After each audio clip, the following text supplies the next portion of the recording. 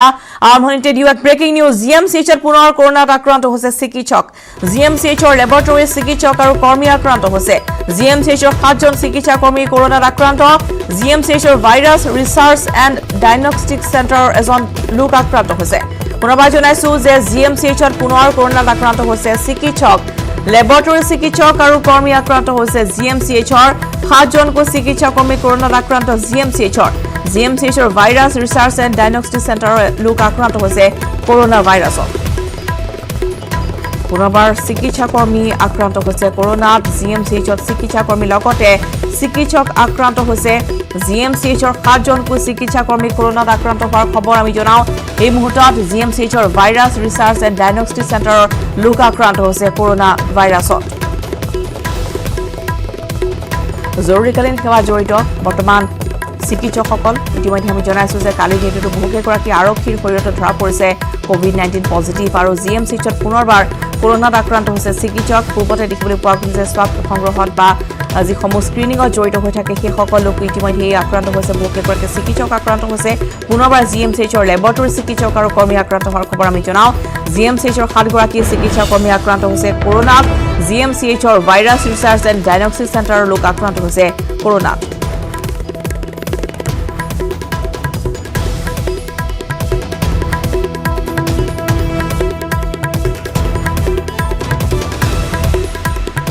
দিনে নিশাই জনসাধাৰণৰ সুৰক্ষাত নিয়োজিত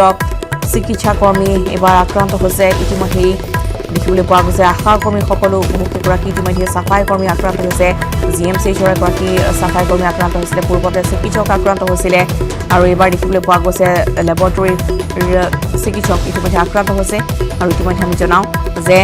গুৱাহাটীত ইতিমধ্যে ভয়ংকৰ ধাৰণ কৰিছে কোভিড-19 আৰু ইতিমধ্যে জিএমচিএইচত পুনৰবাৰ আক্ৰান্ত হৈছে কোভিড-19ত জিএমচিএইচৰ লেবৰেটৰী চিকিৎসক আৰু কৰ্মী আক্ৰান্ত হৈছে 7গৰাকীকৈ চিকিৎসা কৰ্মী আক্ৰান্ত হৈছে কৰোনা ভাইৰাছত জিএমচিএইচৰ ভাইৰাছ ৰিচাৰ্চ এণ্ড ডায়গনষ্টিক চেণ্টাৰৰ লোক আক্ৰান্ত হৈছে কোভিড-19ত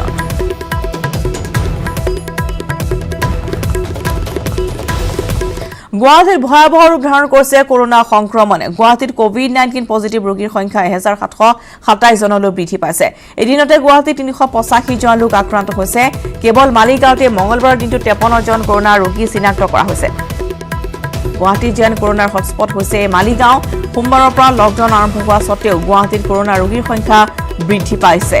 গুৱাহাটীত নমুনা পৰীক্ষাৰ সংখ্যা বৃদ্ধিৰ লগে লগে বৃদ্ধি পাইছে কৰোনা ৰোগীৰ সংখ্যাও আগন্তুক দিনত কৰোনা আক্ৰান্তৰ সংখ্যা আৰু অধিক বৃদ্ধি পোৱাৰ আশংকা গুৱাহাটীত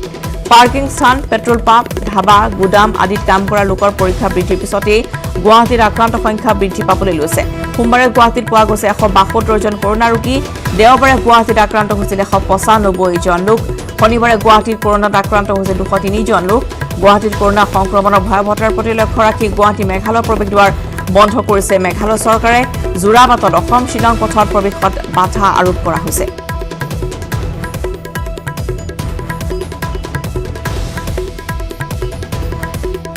আমি দেখুৱাইছো যে 28 জুনৰ পৰা ক্ৰমান্বয়ে গুৱাহাটী মহানগৰীত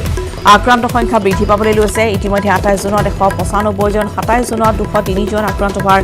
বিপৰীতে দেখিবলৈ পোৱা গৈছে যে 29 জুনত 175 জন 30 জুনত 385 জন আক্ৰান্ত হৈছে সৰ্বমুঠ গুৱাহাটীতে 1727 জন লোক আক্ৰান্ত হৈছে কোভিড-19ত আৰু ইতিমধ্যে আমি জনাওঁ যে ভয়াৱহতাৰ প্ৰতি লক্ষ্য ৰাখি বৰ্তমান কোভিড হস্পিটেল মুকলি কৰা হ'ব আজিৰ দিনটোত থানাপাৰাত 900খন বিচনাযুক্ত কোভিড হস্পিটেল মুকলি কৰা হৈছে আৰু ইতিমধ্যে গুৱাহাটী মহানগৰীত অধিক কঠোৰভাৱে বলবৎ হৈছে লকডাউন আজি তৃতীয়টো দিন ইতিমধ্যে আমি পুৱাৰ পৰা দেখুৱাইছো তৃতীয়টো দিনতো যথেষ্ট কঠোৰ হৈছে প্ৰশাসন সমান্তৰালভাৱে 31টা ৱাৰ্ডত যিসমূহ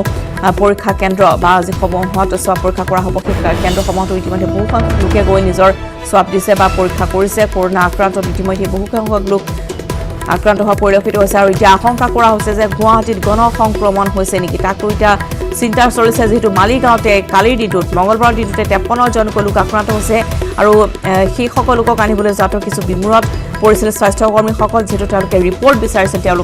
তেওঁলোকৰ যে কোভিড-19 পজিটিভ পোৱা গৈছে শৰীৰত তাৰ ৰিপৰ্ট বিচাৰিছে সমান্তৰালভাৱে বহুকেইগৰাকী আকৌ কোভিড-19 আক্ৰান্ত ৰোগীৰো আলৈ আথানি হোৱাও দেখিবলৈ পোৱা গৈছে কিছু সংখ্যক স্থানত যদি এম্বুলেন্সে এৰি থৈ গৈছে ৰোগীক আন স্থানত আকৌ দেখিবলৈ পোৱা গৈছে যে কণ্টেইনমেণ্ট জোন ঘোষণা কৰাৰ পিছতো সেই সকল ৰোগীক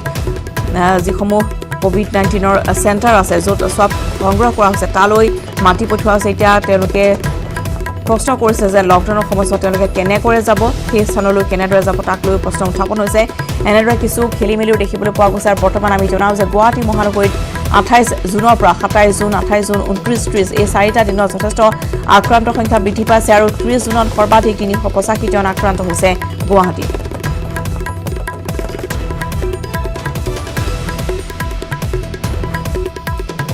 গুৱাহাটীত এই সংক্ৰমণৰ ভয়াৱহতাৰ প্ৰতি লক্ষ্য ৰাখি ইতিমধ্যে গুৱাহাটী মেঘালয় প্ৰৱেশদ্বাৰ মেঘালয় চৰকাৰ বন্ধ কৰি দিছে জোৰাবাটতো অসম শিলং পথত বাধা আৰোপ কৰা হৈছে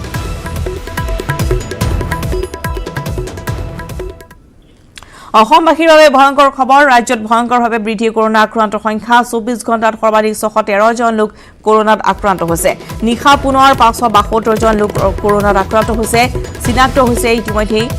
কালি দিনটোতেই 572 জন সমগ্ৰ ৰাজ্যজুৰি ৰাজ্যৰ কোভিড-19ত আক্ৰান্ত সংখ্যা 8407 জনলৈ বৃদ্ধি লকডাউন শিথিল হোৱাৰ পিছতে ভয়ংকৰভাৱে বৃদ্ধি হৈছে আক্ৰান্তৰ সংখ্যা এতিয়ালৈ সুস্থ হোৱা ৰোগীৰ সংখ্যা 5647 জন হৈছেগৈ বৰ্তমান চিকিৎসাধীন হৈ আছে 2745 জন ৰোগী কোভিড-19ত মৃত্যু হোৱা লোকৰ সংখ্যা 12 জন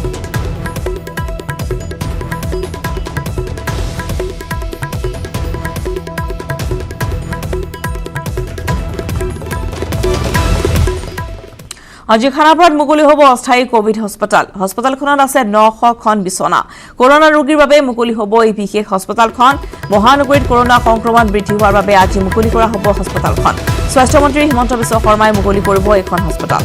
পুনৰবাৰ জনাইছো খানাপাৰাত কোভিড হস্পিটাল মুকলি কৰা হ'ব যিখন অস্থায়ী কোভিড হস্পিটাল সেয়া মুকলি কৰা হ'ব য'ত আছে 900 খন বিছনা অৰ্থাৎ 900 গৰাকী কোভিড আক্ৰান্ত ৰোগীক তাত চিকিৎসা চলিব ইতিমধ্যে আমি জনাইছো যে আজি বিয়লিৰ ভাগলৈ স্বাস্থ্য মন্ত্ৰী হিমন্ত বিশ্ব শৰ্মাই মুকলি কৰিব এখন কোভিড হস্পিটাল য'ত বৰ্তমান যুদ্ধগতিত চলিছে প্ৰস্তুতি বিয়লিৰ ভাগলৈ সম্পূৰ্ণকৈ সাজু হৈ উঠিব এখন হস্পিটাল ইতিমধ্যে আমি জনাওঁ যে যথেষ্ট সংখ্যক চিকিৎসা কৰ্মীৰ বৰ্তমান প্ৰয়োজন হৈছে বৰ্তমান দেখিবলৈ পোৱা গৈছে পূৰ্বতে GMCH MMCHত বা জখমা হস্পিটালত কোভিড আক্ৰান্ত ৰোগীসকলক ৰখা হৈছে যদিও বৰ্তমান যিহেতু আক্ৰান্ত সংখ্যা গুৱাহাটীত বৃদ্ধি পাইছে আৰু সমগ্ৰ ৰাজ্যজুৰি বৃদ্ধি পাবলৈ লৈছে আৰু সেয়েহে আক্ৰান্ত সংখ্যা বৃদ্ধি পোৱালৈ চাই যুদ্ধকালীনভাৱে এখন খানাপাৰাত সাজু উলিওৱা হৈছে অস্থায়ী কোভিড হস্পিটাল য'ত 900 খন বিছনাযুক্ত এখন কোভিড হস্পিটাল ইতিমধ্যে ৰোগীৰ চিকিৎসা কৰাৰ বাবে সাজু হৈছে আজি বিয়লিৰ ভাগত মুকলি হ'ব এই হস্পিটালখন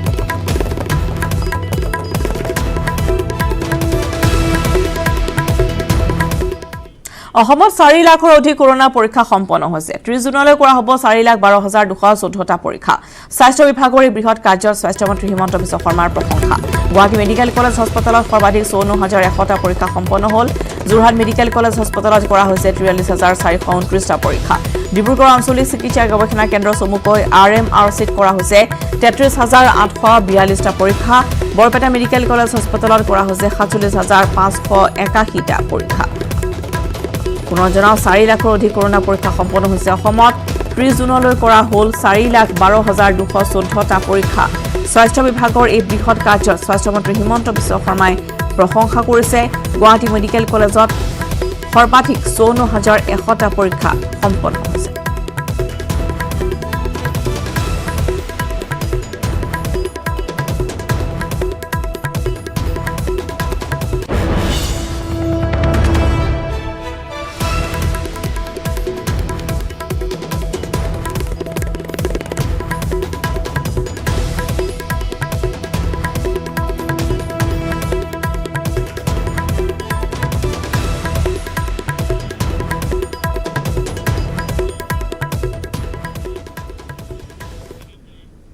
পুনৰবাৰ জনাইছো GMCHত পুনৰ কৰোনাত আক্ৰান্ত হৈছে চিকিৎসক আৰু ইতিমধ্যে আমি জনাইছো যে লেবৰেটৰী চিকিৎসক আৰু কৰ্মী এবাৰ আক্ৰান্ত হৈছে সবিশেষ খবৰ জানিবলৈ আমি পোনপটীয়াকৈ যোগাযোগ স্থাপন কৰিছো আমাৰ সতীৰ্থ সাংবাদিক গুঞ্জন কলিতাৰ সৈতে গুঞ্জন পুনৰবাৰ GMCHৰ চিকিৎসক কৰ্মী আক্ৰান্ত হৈছে কোভিড-19ত অধিক আপোনাৰ পৰা জানিব বিচাৰিছো চাওক ৰশ্মিতা ইতিমধ্যে দৰ্শকসকলে খবৰটো লাভ কৰিছে আৰু মোৰ পিছফালে থকা এইটো এয়া হৈছে গুৱাহাটী চিকিৎসা মহাবিদ্যালয় যিটো বিল্ডিংটো দেখা পাইছে তাৰ ওপৰতে আছিলে এই যিটো লেবত আক্ৰান্ত হৈছে virus research and diagnostic centre লেবটো তাতে আছিলে আৰু এই লেবটোত মুঠ 15 গৰাকী কৰ্মচাৰী আছিল বা 15 গৰাকী ইয়াত তেওঁলোকে কাম কৰি আছিল তাৰ ভিতৰত 7 গৰাকী তেওঁলোকৰ 7 গৰাকী কৈ তেওঁলোকৰ শিফটিং ডিউটি তেওঁলোকৰ আছিলে আৰু যিটো শিফটত আছিলে অজন্তা শৰ্মা তেওঁৰ নেতৃত্বত সকলো কাম কাজ চলিছিল এই লেবটোৰ তাৰ 7 গৰাকীৰ দেহত কোভিড পজিটিভ পোৱা গৈছে 7 গৰাকী কোভিডত আক্ৰান্ত হৈছে আৰু তাৰ পিছতে কালি বিয়লিৰ যেতিয়া এই খবৰটো আহিছিল তাৰ পিছতে এই লেবটো বন্ধ কৰি দিয়া হৈছে সিল কৰি দিয়া হৈছে বৰ্তমানো এই লেবটো সিল হৈ আছে আৰু যিসকল আক্ৰান্ত হৈছে তেওঁলোকক ইতিমধ্যে আইসোলেশনত ৰখা হৈছে চিকিৎসালয়ৰ কৰ্তৃপক্ষ সকলোখিনি ব্যৱস্থা গ্ৰহণ কৰিছে এতিয়া প্ৰশ্ন হৈছে আন যি কেইগৰাকী আছিল আনটো দলৰ যিটো তেওঁলোকৰ শিফট ওয়াইজ তেওঁলোকৰ কৰ্তব্যখিনি হয় তেওঁলোকৰ ডিউটি হয় আন দলৰখিনিকো এতিয়া সোৱাব তেওঁলোকৰ লোৱা হ'ব তেওঁলোকৰ পৰীক্ষা নিৰীক্ষা কৰা হ'ব আৰু তাৰ পিছতে তেওঁলোকো আক্ৰান্ত হয় নে নহয় সেই সম্পৰ্কে গম পোৱা যাব কিন্তু গুৱাহাটী চিকিৎসা মহাবিদ্যালয় হস্পিটালৰ সুপাৰিনটেণ্ডেণ্টে জনোৱা অনুসৰি 7 গৰাকী বৰ্তমান কোভিড পজিটিভ পোৱা গৈছে আৰু তাৰ ভিতৰত যিগৰাকী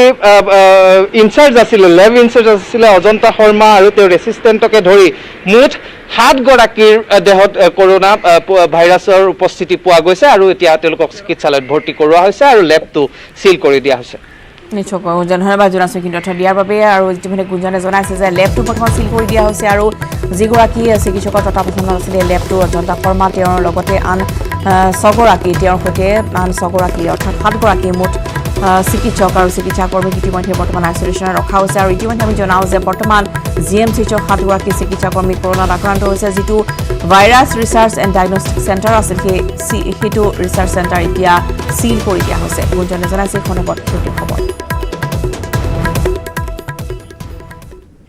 বাতৰিৰ মাজলৈ গুৱাহাটীত ভয়াৱহ ৰূপ ধাৰণ কৰিছে কৰোনা সংক্ৰমণে গুৱাহাটীত কোভিড-19 পজিটিভ ৰোগী 1727 জনলৈ বৃদ্ধি এদিনতে গুৱাহাটীত 385 জন লোক আক্ৰান্ত হৈছে কৰোনাত কেৱল মালিগাঁওতে মঙলবাৰে 53 জন কৰোনা ৰোগী চিনাক্ত হৈছিল আৰু গুৱাহাটী যেন কৰোনাৰ হটস্পট হৈ পৰিছে মালিগাঁও আৰু ইতিমধ্যে লকডাউন আৰম্ভ হৈছে যদিও গুৱাহাটীত কৰোনা ৰোগীৰ সংখ্যা বৃদ্ধি পাবলৈ গৈছে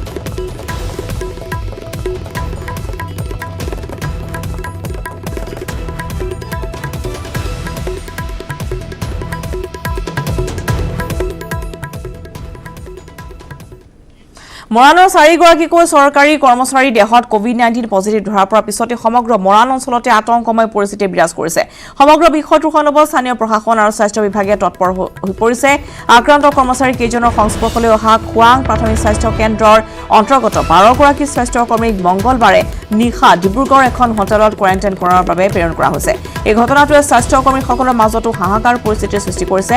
আনহাতে আক্ৰান্ত 3 জনেই আছিল মৰাণ ৰাজহ চক্ৰ বিষয়াৰ কাৰ্যালয়ৰ লাট মণ্ডল ফলত কাৰ্যালয়টোৰ কৰ্মচাৰীসকলৰ মাজতো আতংক বিৰাজ কৰিছে ইতিমধ্যে আক্ৰান্তৰ প্ৰত্যক্ষ সংস্পৰ্শলৈ অহা কাৰ্যালয়টোৰ 10 গৰাকী কৰ্মচাৰীৰ লগতে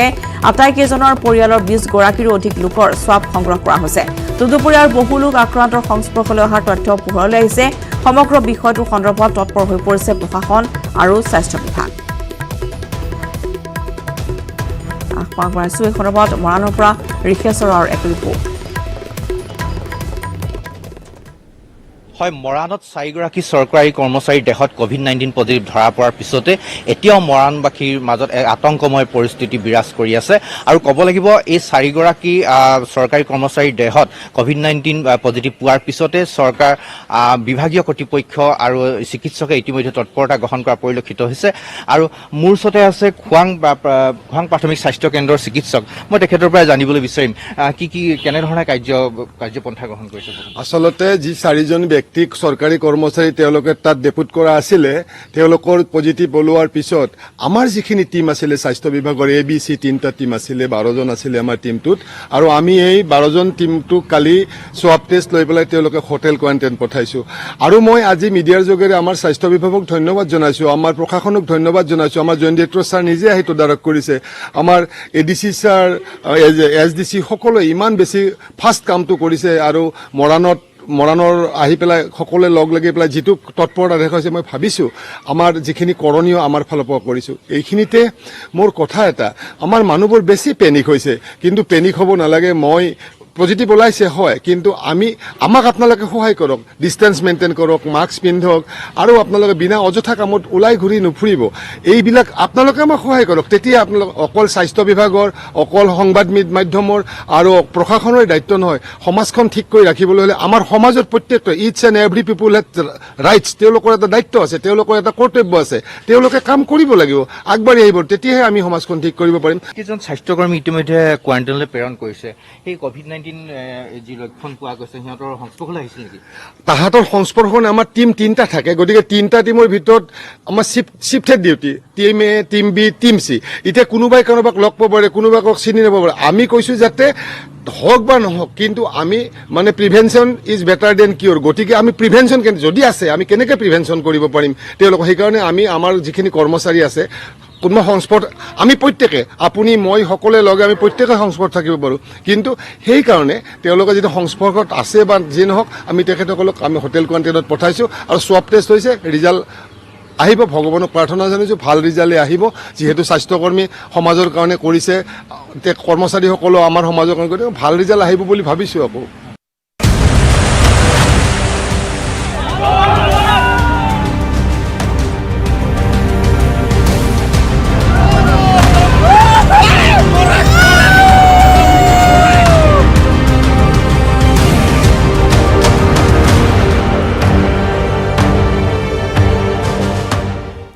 এতিয়া আছে ৰাজ্যৰ শেহতীয়া বান পৰিস্থিতিৰ খবৰ। কাজিৰঙাৰ বান পৰিস্থিতি কিছু উন্নত হৈছে যদিও সংকট কমা নাই ৰাষ্ট্ৰীয় উদ্যানখনৰ বন্যপ্ৰাণীৰ। এনে পৰিস্থিতিত জাকে জাকে বন্যপ্ৰাণী দিনে নিশাই ধাৱমান হৈছে কাৰ্বি পাহাৰৰ দিশে। ইতিমধ্যে বান বিধ্বস্ত কাজিৰঙাত মৃত্যু হৈছে এটা গড়কে ধৰি 14টাকৈ বন্যপ্ৰাণী। 37 নং ৰাষ্ট্ৰীয় ঘাইপথত তীব্ৰ বেগী যান বাহনৰ খুন্দাত মৃত্যু হৈছে 5টা হৰিণাৰ। বানৰ সময়ত কাজিৰঙা ৰাষ্ট্ৰীয় উদ্যানৰ পৰা ওলাই অহা কাৰ্বি পাহাৰৰ দিশে ধাৱমান হোৱা বন্যপ্ৰাণীৰ নিৰাপত্তাৰ বাবে কাজিৰঙাৰ 37 নং ৰাষ্ট্ৰীয় ঘাইপথত প্ৰশাসনে 144 ধাৰা জাৰি কৰিছে। ঘণ্টাত 40 কিলোমিটাৰৰ অধিক বেগত যান বাহন চলোৱাত নিষেধাজ্ঞা জাৰি কৰাৰ পিছতো আইন অমান্য কৰিছে বহু যান বাহনৰ চালকে। বিগত 2টা দিনত ৰাষ্ট্ৰীয় পথটোত চলাচল কৰা 622খন বাহন আইন অমান্য কৰিছে। আনহাতে কাজিৰঙা ব্যাঘ্ৰ প্ৰকল্পৰ অধীনস্থ 223টা বন শিবিৰৰ ভিতৰত 144টা বন শিবিৰৰ তলেৰে পানী বাগৰিছে যদিও পানী কমিবলৈ আৰম্ভ কৰা 3টা বন শিবিৰৰ তলৰ পৰা পানী কমি আহিছে। আগবাঢ়িছো বিতুপন বৰাৰ এক প্ৰতিবেদন। হয়, ক্ৰমাৎ জটিল ৰূপ ধাৰণ কৰিছে কাজিৰঙা বান পৰিস্থিতি। মই আছোঁ বৰ্তমান বাগৰি বনাঞ্চলৰ মূল প্ৰৱেশদ্বাৰত কাজিৰঙা ৰাষ্ট্ৰীয় উদ্যানৰ যি ব্ৰহ্মপুত্ৰ বাঢ়নী পানীয়ে ইতিমধ্যে যি ন অঞ্চল প্লাবিত কৰিছে। বৰ্তমান যি দেখিবলৈ পোৱা গৈছে কাজিৰঙা ৰাষ্ট্ৰীয় উদ্যানৰ বাগৰি বনাঞ্চলৰ যি পৰ্যটন পথটো বৰ্তমান বুৰ গৈছে বাঢ়নী পানীত, আৰু এই পৰ্যটন পথতে একাংশ বন্যপ্ৰাণী আশ্ৰয় লোৱা দেখিবলৈ পোৱা গৈছে। পানীৰ মাজতে যিসমূহ বানাক্ৰান্ত বন্যপ্ৰাণী আছে কাজিৰঙা ৰাষ্ট্ৰীয় উদ্যানৰ পৰা ওলাই আহি ওখ ঠাইত যি আশ্ৰয় লৈছেহি, ইয়াত এটা বৃহৎ মহৰজাকে আশ্ৰয় লৈ থকা দেখিবলৈ পোৱা গৈছে। আৰু একাংশ বন্যপ্ৰাণী যি কাজিৰঙা ৰাষ্ট্ৰীয় উদ্যানৰ পৰা ওলাই গৈ 37 নম্বৰ ৰাষ্ট্ৰীয় ঘাইপথ অতিক্ৰম কৰি কাৰ্বি পাহাৰৰ দিশে গতি কৰিছে। এই গতি কৰাৰ সময়ত একাংশ বন্যপ্ৰাণী দুৰ্ঘটনাগ্ৰস্ত হৈ মৃত্যু হ'ব লগা হৈছে। কাজিৰঙা ৰাষ্ট্ৰীয় উদ্যানৰ যি বান পৰিস্থিতি বৰ্তমান এক ভয়াৱহ ৰূপ লৈছে বুলি ক'ব পাৰি। আৰু কাজিৰঙা ৰাষ্ট্ৰীয় উদ্যান কৰ্তৃপক্ষই ইতিমধ্যে কাজিৰঙাৰ দক্ষিণে যোৱা 37 নম্বৰ ৰাষ্ট্ৰীয় ঘাইপথত টাইম কাৰ্ড প্ৰৱৰ্তন কৰিছে আৰু বেৰিকেড লগাই বন্যপ্ৰাণী সুৰক্ষাৰ বাবে চেষ্টা কৰিছে। মই আছোঁ বৰ্তমান যি বাগৰি বনাঞ্চলৰ সীমামূৰীয়া অঞ্চল, আচলতে যি পৰ্যটন পথৰ কাষত, আৰু মই দেখুৱাইছোঁ কাষতে এখন মৰিডিফুল নদী। ইতিমধ্যে মৰিডিফুল নদীৰ পানীয়েও কাজিৰঙা ৰাষ্ট্ৰীয় উদ্যান প্লাবিত কৰিছে। বাগৰি বনাঞ্চলত বৰ্তমান কেনেকুৱা অৱস্থা? পানীটো এতিয়া বৰ্তমান দেখিছে আৰু পানীটো হৈছে, যথেষ্টখিনি পানী হৈছে। এতিয়া যিখিনি ধৰ ৰুব পৰা জেগাখিনি মহখিনি আহি ৰখি আছে। বন্যপ্ৰাণী ওলাই আহি আছে। হয়, দেখা পাইছোঁ বন্যপ্ৰাণী ওলাই মানে পহু জাক যোৱা আৰু হাতী জাক দেখিছোঁ আৰু গাহৰিও দেখিছোঁ। যিটো এইটো মূল পৰ্যটন পথ, ইয়াতে আপোনাৰ হাতী এলিফেণ্ট ৰাইডিং পইণ্ট এটা আছে, সেই এলিফেণ্ট ৰাইডিং পইণ্টটো বৰ্তমান ডুব গৈছে। হয়, ডুব যোৱাটো হয়, এইটো হাতী এলিফেণ্ট পইণ্টটো ডুব গৈছে যিখিনি। গাইনৈয়ে ধেমাজিৰ বৰধামত কেইটামান দিনৰ আগতে মথাউৰি ছিঙি নিয়াৰ পিছত বালিজানত ভয়াৱহ খহনীয়াই সৃষ্টি কৰি ঘৰ বাৰী এৰিবলৈ বাধ্য কৰাইছে ২৭টাকৈ পৰিয়ালৰ গাইনৈৰ খহনীয়াত ইতিমধ্যে জাগ হৈছে ০.৫ কিলোমিটাৰতকৈ অধিক মাটি প্ৰতি বছৰে গাইনৈৰ খহনীয়াত বালিজান সৰুপাম ভেবেলি সুমনি আদি চিচিবৰ গাঁৱৰ বিস্তৃত অঞ্চলৰ গয়া খহনীয়াত বিধ্বস্ত হৈ আহিছে কিন্তু নীৰৱ জনপ্ৰতিনিধি নীৰৱ প্ৰশাসন নিষ্কৰ্ম জলসম্পদ বিভাগে বাঁহ আৰু গছৰ ডাল পেলাই খহনীয়া ৰোধত ব্যস্ত হৈ আছে গাইনৈৰ খহনীয়াত মাটি ভেটি হেৰুৱাই সৰ্বশান্ত হোৱাসকলৰ দুৰ্যোগৰ সময়ত চৰকাৰ প্ৰশাসনৰ নিষ্ক্ৰিয় ভূমিকাত ক্ষোভিত হৈছে খহনীয়াত বিধ্বস্তসকল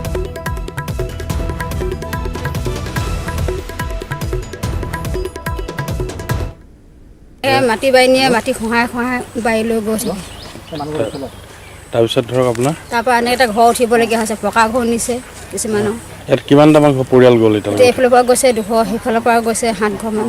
টোটেল 7 ঘৰ 8 ঘৰমান গৈছে মানুহ এইবাৰ যাবলগীয়া হৈ আছে এইবাৰ যোৱাৰ কাৰণে যাবলগীয়া পৰিছে এটা বাৰী মাটি নিলে বাঁহ নিলে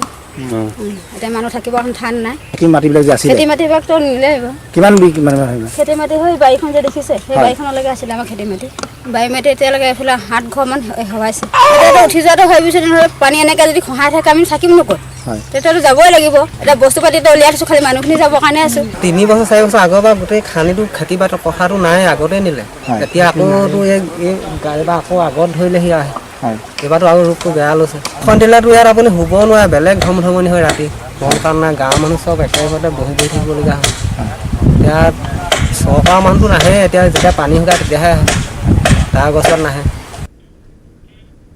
বানপানীৰ পিছতে এতিয়া কৃষকৰ দুৰ্দশা গাঁৱৰ কৃষকসকলে মুকলি পথৰ হিচাপ বিঘাই বিঘাই কঠীয়া নষ্ট হ'ল বানপানীত কঠীয়া নষ্ট হোৱা দেখি মূৰে কপালে হাত দিছে কৃষকসকলে এই দৃশ্য মংগলদৈ ৰাজচক্ৰৰ অন্তৰ্গত ঔতলা গাঁও পঞ্চায়তৰ মথংগা গাঁৱৰ বানে বিভীষিকাৰ সৃষ্টি কৰিছিল মংগলদৈ ৰাজচক্ৰৰ অন্তৰ্গত প্ৰায় 12 পৰা 14খনকৈ গাঁৱত এতিয়া বানপানী কমিল কিন্তু বানে নষ্ট কৰি থৈ গ'ল বহু কঠীয়া যাৰ কাৰণে পথাৰতে কঠীয়া দেখি হুমুনিয়া কাঢ়িছে কৃষকসকলে কৃষকসকলৰ সোণগুটি সিঁচা সপোন এতিয়া থানবান হোৱাৰ দিশত ভূটানৰ পৰা নামি অহা নোৱা নদী আৰু কুলচি নদীৰ বাঢ়নি পানীয়ে তছনছ কৰি নিছিল বহু ঘৰ বহু খেতি পথাৰ খেতি নকৰিলে দুবেলা দুমুঠি খাবলৈ নোপোৱা কৃষক পৰিয়ালসকলে এতিয়া দিশ বিদিশ হেৰুৱাই পেলাইছে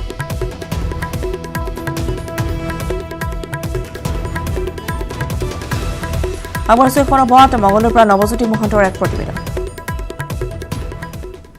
নিশ্চয়কৈ মই উপস্থিত আছোঁ মংগলদৈ ৰাজচক্ৰৰ অন্তৰ্গত ঔতলা গাঁও পঞ্চায়তৰ মথংগা গাঁৱত আৰু এই গাঁওখনত বিভীষিকাৰ সৃষ্টি কৰিছিল বানে আৰু ইয়াৰ পিছত এতিয়া বান কমিল পানী কমিল কিন্তু কৃষকৰ হুমুনিয়া দেখিবলৈ পোৱা গৈছে আমি দেখুৱাম কি ধৰণে কঠীয়াসমূহ নষ্ট হৈ গৈছে কাৰণ ৰমেশে দেখুৱাব এয়া মথংগা গাঁৱৰ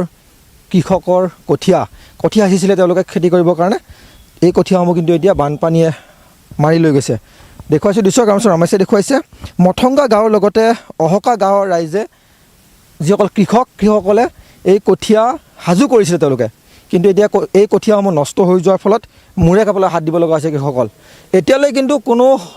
গ্ৰাম সভাই হওক বা কৃষি বিভাগৰ কোনো লোক এই স্থানত উপস্থিত হোৱা নাই বা খবৰ ল'বলৈ কিন্তু এতিয়ালৈকে তেওঁলোকৰ ওচৰলৈ অহা নাই আমি কথা পাতিম কৃষকসকল আছে যিহেতু বানে বিভীষিকাৰ সৃষ্টি কৰিছিল বহু খেতিপথাৰ নষ্ট কৰি লৈ গৈছিল লগতে বহু ঘৰৰ পৰিয়ালৰ গাঁৱৰ ঘৰতো পানী সোমাইছিলে এতিয়া দেখিবলৈ পোৱা গৈছে যে যিসমূহ কঠীয়া আপোনালোকে সিঁচিছিলে খেতিৰ কাৰণে সাজু কৰিবৰ কাৰণে এইসমূহ কঠীয়া এইটো কিন্তু মাৰি লৈ গৈছে কি অসুবিধা হৈছে এতিয়া আপোনালোকৰ কি মানে এতিয়া ধৰ মেইন আমাৰ খেতিয়কৰ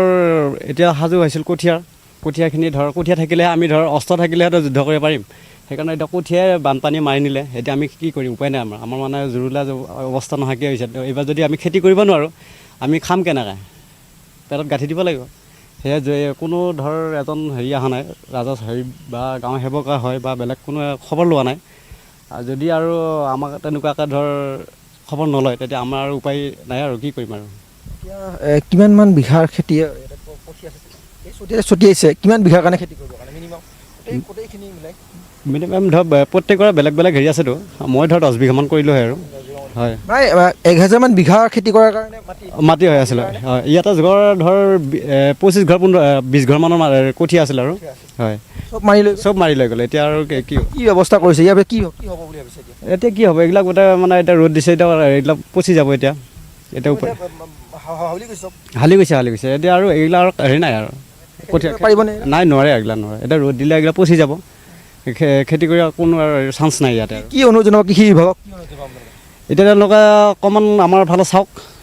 সহায় সহযোগিতা কৰক, নহ'লে আমাৰ সমস্যা পুৱাৰ শিৰোনামৰ পৰা বিদায় লোৱাৰ নমস্কাৰ।